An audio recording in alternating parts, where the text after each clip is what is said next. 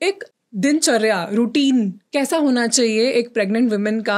आप in general क्या गलतियां देखते हो मोस्टली लेडीज कर जाती हैं, और ऑन द अदर साइड करना चाहिए क्या? सबसे पहले स्लो डाउन हो जाओ.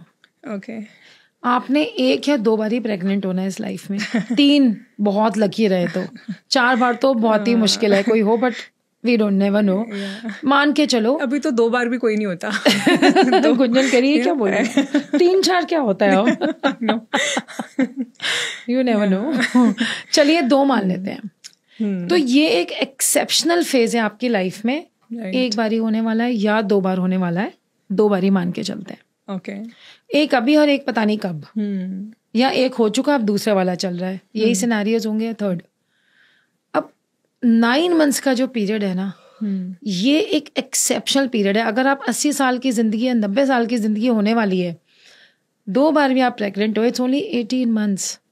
उस 80-90 साल की जिंदगी में केवल 18 महीने भाई नई जिंदगी निकले जा रही. First thing is slow down. आपकी जुम्बा, आपकी ट्रैकिंग नहीं होगी. 9 महीने बाद कर लेना. शांत भीम शांत. Slow down, relax. शीशे में अपने आप को खड़े होके मिरर में निहारो. अपने आप से प्यार करो. जो काम आपने नहीं किए, जिससे आप खुद को प्यार करते हो, पैम्पर करते हो, सारे काम करो. आपको देर से उठना है, देर से उठो. आपको लीव लेनी है, लीव ले लो.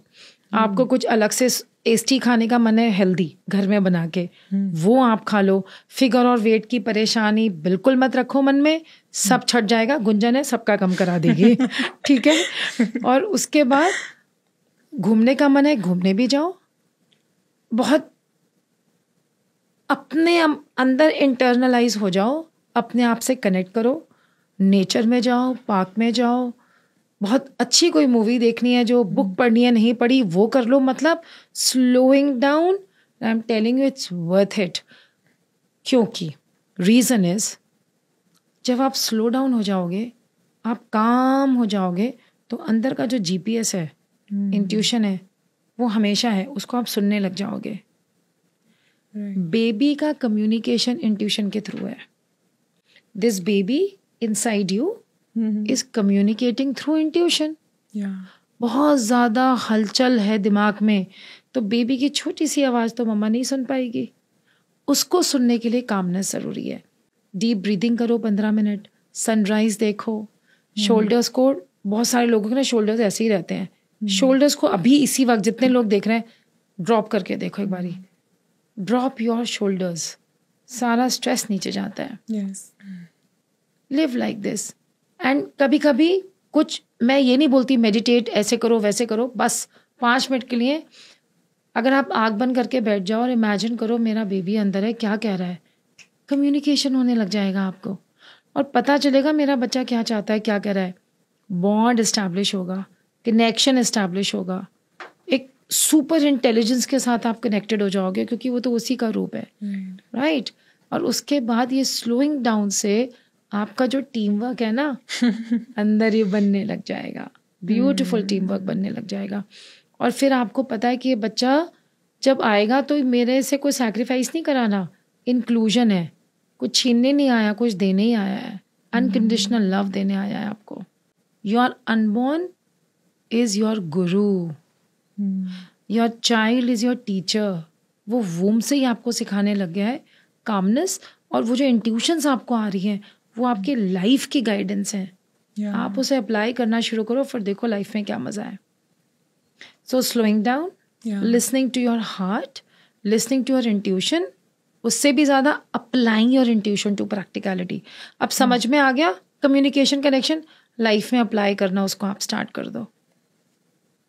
और बाकी खाना पीना न्यूट्रिशन तो आप बता ही दोगे क्या खाना है. फोलिक एसिड खाओ, घर का खाना खाओ, बाजार का मत खाओ. शेल्फ लाइफ नहीं हो, मतलब ऐसा नहीं हो जो डेड फूड मत खाओ, लिविंग फूड खाओ. घर का खाना, कोलाज नहीं लेना, वो 2 मिनट वाले नूडल्स नहीं लेने, ये सारी चीज़ें, अजीनोमोटो वाली चीज़ें, प्रिजर्वेटिव्स नहीं लेनी. वो सब तो आप बहुत अच्छे से गाइड कर दोगे. ये मत सोचो कि आपको अगेन एक आइडल मॉम बनना है. कि मुझे ये सुनना है, अब मुझे ये करना है, मुझे ये एक्सरसाइज करनी है, गो फ्री, डीप ब्रीथिंग कर ली, अगर आप थोड़ा बहुत हाथ पैर हिला सकते हो हिला लो, नहीं हिलाया तो सो जाओ, फिर उठ के जो मन है करो। बट यस, जितना आप इंटरनेट से दूर रहोगे, 5G 4G से दूर रहोगे, इलेक्ट्रोमैग्नेटिक वेव्स हैं, बच्चे के लिए उतना अच्छा है। और अननेसेसरी जो ये आप कंज्यूम करते हो इन्फॉर्मेशन, कई बारी वैलिडेटेड इन्फॉर्मेशन नहीं होती।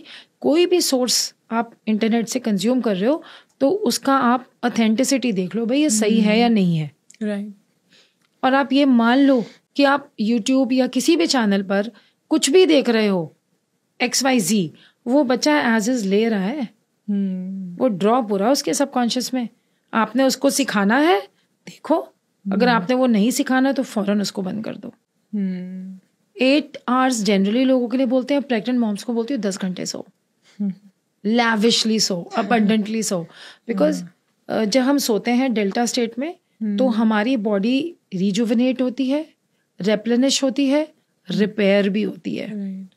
सो ये सारे रिपेयर जो करनी है बॉडी को, नींद करके करनी है, आराम से मजे से सो।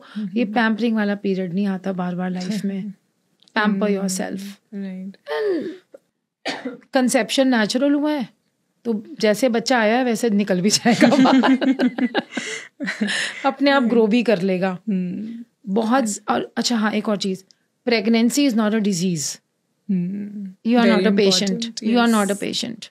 You are not a patient. They start treating themselves differently. Yes. क्योंकि now they have conceived, तो मुझे I have to walk a certain way, I have to sit a certain way.